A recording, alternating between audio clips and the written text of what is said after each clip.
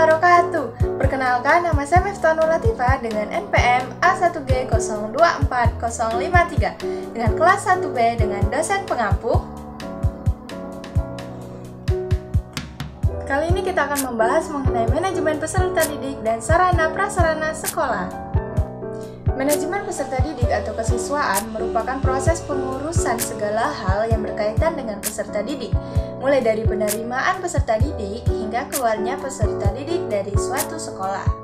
Tujuan khusus manajemen peserta didik yaitu: yang pertama, meningkatkan pengetahuan, keterampilan, dan psikomotor peserta didik. Yang kedua, menyalurkan dan mengembangkan kemampuan umum atau kecerdasan, bakat, dan minat peserta didik. Yang ketiga, menyalurkan aspirasi, harapan, dan memenuhi kebutuhan peserta didik. Fungsi manajemen peserta didik secara khusus dirumuskan sebagai berikut. Yang pertama, fungsi yang berkenaan dengan pengembangan individualitas peserta didik ialah agar mereka dapat mengembangkan potensi-potensi individualitasnya tanpa banyak terhambat. Potensi-potensi bawaan tersebut meliputi kemampuan umum atau kecerdasan, kemampuan khusus atau bakat, dan kemampuan lainnya. Yang kedua, fungsi berkenaan dengan pengembangan fungsi sosial peserta didik ialah agar peserta didik dapat mengadakan sosialisasi dengan sebayanya, dengan orang tua dan keluarganya, dengan lingkungan sosial sekolahnya, dan lingkungan sosial masyarakatnya. Fungsi ini berkaitan dengan hakikat peserta didik sebagai makhluk sosial.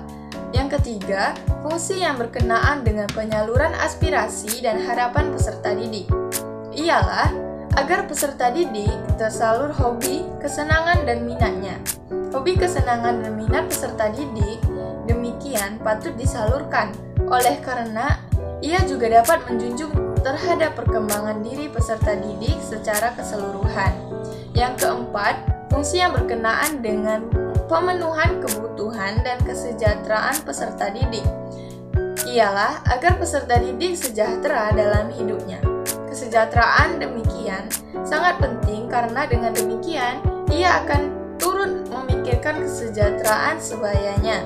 Contoh manajemen peserta didik di sekolah yaitu perencanaan dan seleksi penerimaan peserta didik baru, pengaturan orientasi peserta didik, pengaturan kehadiran peserta didik, pengaturan kedisiplinan dan tata tertib pembinaan dan pengembangan pencatatan dan pelaporan kelulusan peserta didik, pengaturan mutasi dan dropout. Sarana adalah perlengkapan pembelajaran yang dapat dipindah-pindah. Prasarana adalah fasilitas dasar untuk menjalankan fungsi sekolah atau madrasah. Standar sarana dan perencanaan ini mencakup kriteria umum sarana yang terdiri dari perabot peralatan pendidikan, media pendidikan, buku, dan sumber belajar lainnya, teknologi informasi dan komunikasi, serta perlengkapan lain yang wajib dimiliki oleh setiap sekolah atau madrasah. Kriteria umum minimum prasarana yang terdiri dari lahan, bangunan, ruang-ruang, dan instalasi daya dan jasa yang wajib dimiliki oleh setiap sekolah atau madrasah. Contoh sarana dan prasarana sekolah yaitu: sarana, alat yang digunakan langsung dalam proses belajar mengajar, seperti buku pelajaran, komputer, meja dan kursi, alat-alat laboratorium, peralatan kantor, perlengkapan ruang kuliah, perlengkapan ruang dosen. Prasarana, contohnya fasilitas yang menjunjung proses belajar mengajar, seperti gedung sekolah, ruang belajar, lapangan olahraga, ruang ibadah.